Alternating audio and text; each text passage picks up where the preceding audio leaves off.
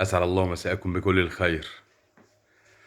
استثنائي، قانون استثنائي. بنسمع كلمة استثنائي دي من بداية القانون الجائر 164 لسنة 125. الحقيقة حاولنا نفهم يعني ايه استثنائي دي، وقعدنا ندرس هذه الكلمة، فلقينا القوانين المصرية 3 أنواع: قانون خاص، قانون عام، قانون طوارئ. مفيش حاجة اسمها استثنائي.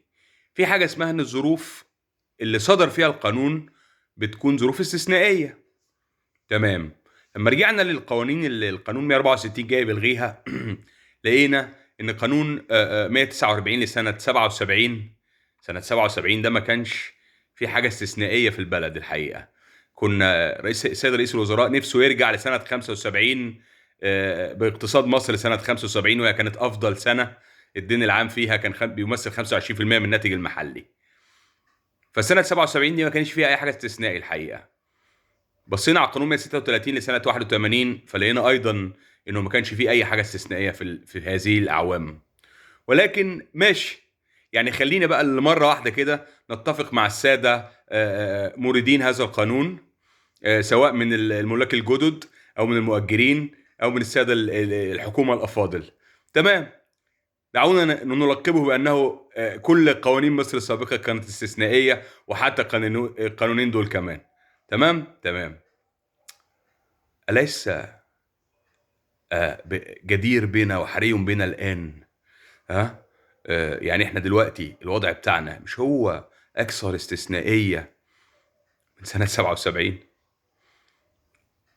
الشرق الأوسط في حالة غليان، السودان في حالة انقسام وحروب طائفية وداخلية ومذهبية، وقسمت لجنوب وشمال وبتتقسم تاني. ليبيا متقسمة قسمين، وحاطين احنا كمصر خط أحمر، والدولة على صفيح ساخن، وفيها حكومتين وبرلمانين. حرب غزة لسه لم تنطفئ، ولسه لم يتم إعمار غزة. البحر المتوسط أسماك القرش فيه متوحشة، مش عارف أقول إيه الحقيقة. جوانب مصر الأربعة ملتهبة، والشرق الأوسط الجديد في خطة لتقسيمه ولتوسيع جغرافية الكيان. مش قادرين حتى نقول الاسم علشان الفيديو ما يتحذفش ويوصل للناس. بمناسبة الفيديو يا جماعة، مش هيحصل لك حاجة لما تعمل سبسكرايب وشير للفيديو علشان ويوصل رأينا لكل الناس. السادة المستأجرين، تمنياتي عليكم شيروا الفيديو. قانون استثنائي معاكم، هو قانون استثنائي.